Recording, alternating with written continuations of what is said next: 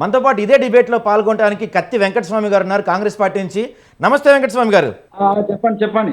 So Venkataswamy గారు చూస్తున్నారు ఇందాక నుంచి, ఇప్పుడు కరాటే రాజు గారు అయితే మొత్తం అసలు కాంగ్రెస్ పార్టీ పూర్తిగా ఫెయిల్ అయిపోయింది 1 ఇయర్లో. అంతేకాకుండా తెలంగాణ, సరే ఆ టాపిక్ పక్కన పెడదాం, పూర్తిగా ఫెయిల్ అయిపోయింది కాంగ్రెస్ పార్టీ 1 ఇయర్లో. రేపు కేసీఆర్ గారు అసెంబ్లీకి రాబోతున్నారు, అసెంబ్లీకి కేసీఆర్ వస్తున్నారు కాబట్టి రేపు రేవంత్ రెడ్డి వీళ్ళంతా డైపర్లు వేసుకొని రావాలి అని చెప్తున్నారు. మరి ఏమంటారు మీరు దీనికి? తెలంగాణలో సామెత ఉన్నది, మోటు సామెత. నేను లేస్తే మనిషిని కాదని, నేను లేస్తే మనిషిని కాదని అంటాడు ఒక ఆయన. ఆయన లేవడు, ఆయన మనిషి కాదు. కేసీఆర్ పరిస్థితి కూడా అదే. నేను లేస్తే మనిషిని కాదు, నేను వస్తే మనిషిని కాదు, నేను వస్తే అసెంబ్లీ అదిరిపోతుంది.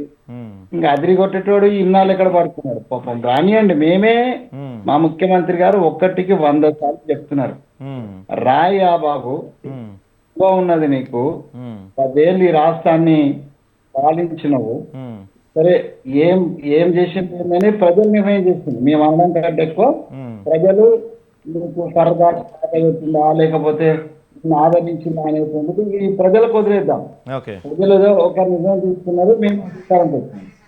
అండ్ అదే కన్స్ట్రక్టివ్ పార్టీగా ఒక బాధ్యతాయుతమైనటువంటి ముఖ్యమంత్రిగా ఆయన ఏం చెప్పిందంటే, వచ్చి మీ అనుభవాన్ని మాకు షేర్ చేయండి అని ఆహ్వానించింది. ఇంతకంటే పాజిటివ్ డెమోక్రటిక్ సిస్టమ్ ఎక్కడుంటో చెప్పండి. బట్ ఈ ఫాలో ముఖ్యమంత్రిగా ఉన్న రేవంత్ రెడ్డి గారు కానీ, లేకపోతే మా ప్రజాప్రతినిధులు మిగతా వాళ్ళు కానీ, చంద్రశేఖరరావు గారు అసెంబ్లీకి రావాలి, మాట్లాడాలి. వారు ఏం మాట్లాడినా కూడా దానికి సమాధానం చెప్పగలిగే స్థితిలో మేము ఉన్నాము. మేము చేసే పని మంచిగానే ఉన్నాయనేటువంటి ప్రజల యొక్క ఆశీర్వాదం ఉన్నది మాకు. 5 ఏళ్లకు ఇప్పుడు ఆయన వచ్చి కూర్చున్నంత మాత్రాన, లేకపోతే ఆయన విమర్శించినంత మాత్రాన రేపు మళ్ళా ఏదో రెఫరెండం పెట్టి 5 ఏళ్ళ లోపు మమ్మల్ని దించేదైతే లేదు కదండి. 5 ఏళ్ళు మేము మంచి చెడు చేసిన 5 ఏళ్ళు అయితే మేము పాలకులుగా ఇక్కడ కొనసాగుతాం. 5 ఏళ్ల తర్వాత ప్రజలు, ఇప్పుడు ఎవరమైనా అహంకారం అక్కర్లేదు సార్. ప్రజలు న్యాయ నిర్ణేతలు. ప్రజలే ఏం చేసినా, వాళ్ళు అధికారం ఇచ్చినా అధికారం తీసుకున్నా ప్రజలే ఓటర్స్ చేస్తారు.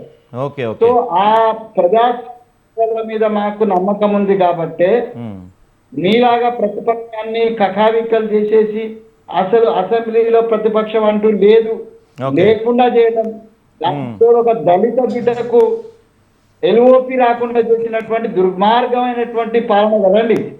ఒక దళిత బిడ్డను ఎల్ఓపిగా ఉంచితే ఓర్వలేక ఒక దళితునికి, ఒక ముఖ్యమంత్రికి ఎదురుగా దళితుడు ఎల్ఓపిగా కూర్చుంటాడా అని చేసినటువంటి కుట్రలో భాగంగానే కదా 12 మంది ఎమ్మెల్యేలను తీసుకొని అది విలీనం అయిపోయిందని ఒక్క నిమిషం అండి వెంకటస్వామి గారు, ఒక్క నిమిషం.